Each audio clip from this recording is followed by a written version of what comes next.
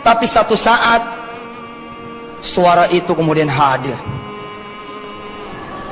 Ini mula-mula cuman suara, Ustaz Agung, Ustaz Jujun. Mula-mula cuman suara, pemirsa. Makin kemari dia duduk. Allahu Akbar, la ilaha illallah Muhammadur Rasulullah. Jadi kalau saya tidak baca Al-Mulk tuh, ada yang duduk tuh di samping tempat tidur saya, lalu nanya seperti nanya di setiap malam, fi kulli layali, in every single night, di setiap malam tersenyum lalu berbisik, bisa Suf, ada aku di sini dan engkau umatku, nggak berdiri untuk witir, walau rakaatan, walau satu rakaat, walau demi Allah, Indonesia nyaksiin. Saya udah nggak bisa buang sampah. Kenapa? Rasul ngikutin. Gila, sampai kayak gitu. Jadi saya tuh ya nggak buang sampah sembarangan itu bukan karena yang lain, karena Rasul. Allahumma sholli wa sallim.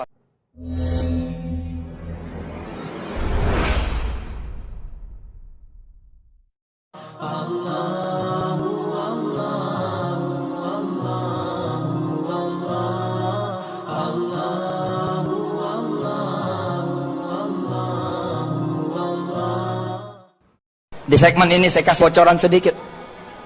Dan itu berlalu di setiap malam. Berlalu sampai tadi malam. Jadi kalau mau tidur nih, awal dulu deh ya, cerita awal ya. Kenapa tadi saya nangis dengan izin Allah Subhanahu wa taala. Saya kan ustadz nih katanya. Saya nyuruhin orang baca Al-Mulk toh. Tapi kan kadang kita capek Ji. Capek gitu loh. Gimana ya, namanya capek ya kan. Kita pulang 12:30, jam 1 Ji. Kita bawaan udah pengen telentang, pengen rebah aja udah. Tapi satu saat suara itu kemudian hadir. Ini mula-mula cuman suara, Ustaz Agung, Ustaz Jujun. Mula-mula cuman suara, pemirsa. Makin kemari dia duduk. Allahu Akbar, la ilaha illallah Muhammadur Rasulullah. Jadi kalau saya tidak baca Al-Mulk tuh, ada yang duduk tuh di samping tempat tidur saya, lalu nanya seperti nanya di setiap malam, fi kulli layali, in every single night, di setiap malam tersenyum lalu berbisik, bisa Suf, ada aku di sini dan engkau umatku, nggak berdiri untuk witir, walau rakaatan, walau satu rakaat, walau demi Allah, Indonesia nyaksiin. Saya udah nggak bisa buang sampah. Kenapa? Rasul ngikutin. Gila, sampai kayak gitu. Jadi saya tuh ya nggak buang sampah sembarangan itu bukan karena yang lain, karena Rasul. Allahumma sholli wa sallim barik alaihi wa ala.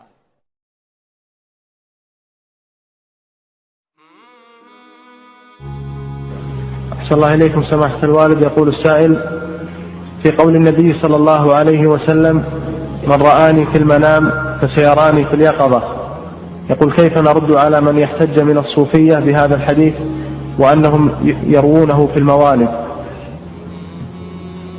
فإنه يراني في اليقظة ما أدري لكن رؤية النبي صلى الله عليه وسلم في المنام حق، لأن الشيطان لا يتمثل به، لكن هذا في حق من يعرف الرسول صلى الله عليه وسلم، يعرف صفاته ولا يلتبس عليه مع غيره.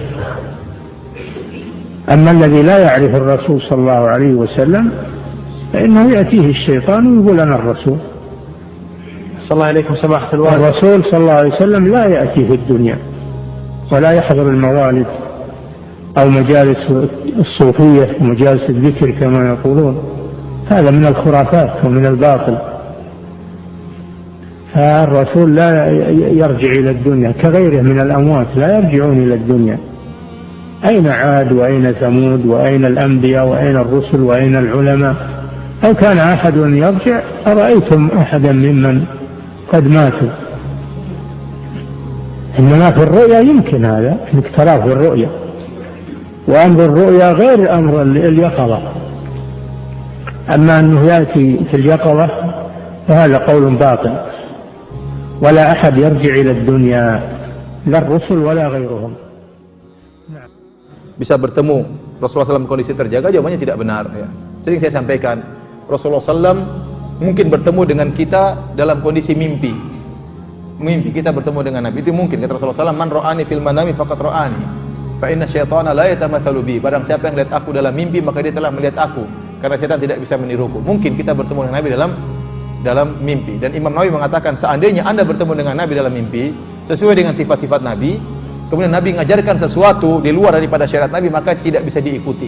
Bahkan Imam Nawawi mengatakan, seandainya malam ini seorang mimpi ketemu dengan Nabi, kemudian Nabi berkata besok 1 Ramadan, maka tidak boleh diikuti. Harus kita lihat hilal. Jangan berdasarkan mimpi tersebut. Kenapa? Yang suruh lihat hilal Nabi dalam hadis-hadisnya. Maka tidak mungkin perintah Nabi dalam mimpi berlawanan dengan perintah Nabi tatkala Nabi masih hidup ya. Jadi demikian ya.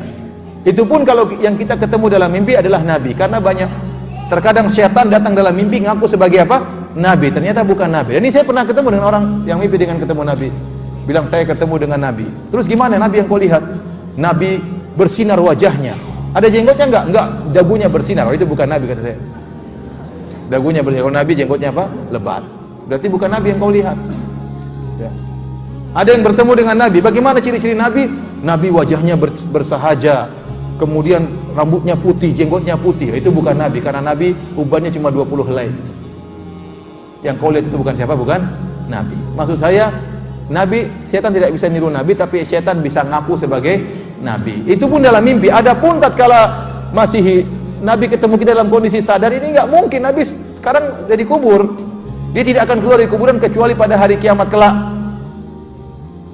Makanya waktu Rasulullah SAW sebutkan tatkala di padang mahsyar, Rasulullah SAW menanti umatnya di haud, di telaganya. Tahu-tahu ada orang yang mau ke telaga Nabi, diusir. Kata Nabi, ya Allah, mereka adalah orang yang saya kenal.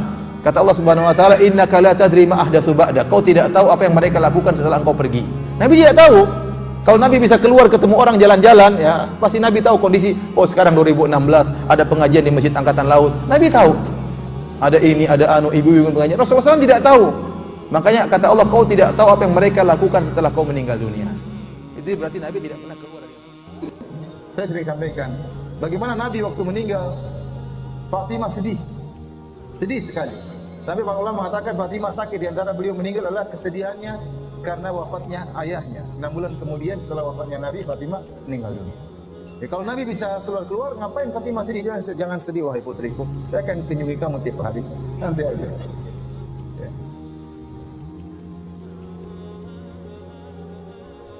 Kalau Nabi bisa keluar, pasti para sahabat ketemu dengan Nabi dalam kondisi sadar. Betapa banyak permasalahan yang mereka hadapi. Kenapa Nabi tidak pernah ketemu dengan Fatimah? Tidak pernah jenguk Aisyah, istrinya sangat dia cintai. Yang Nabi waktu sakit ingin dirawat oleh Aisyah. Istrinya 9 tidak ada yang dia jenguk. Sahabat Abu Bakar, Umar, Utsman, Ali tidak pernah dia jenguk. Imam Syafi'i tidak pernah dia jenguk. Imam Malik tidak pernah dia jenguk. Imam Ahmad tidak pernah dia jenguk. Imam Abu Hanifah tidak pernah dia jenguk. Ente dia jenguk. Ente ini siapa? Ente ini siapa? Kok sangat spesial sekali sampai dijenguk-jenguk oleh Nabi. Sampai Nabi kuburannya kosong ya. Lagi jenguk ente. Oleh karenanya jangan terlalu percaya sama seperti itu. Jangan terlalu percaya sama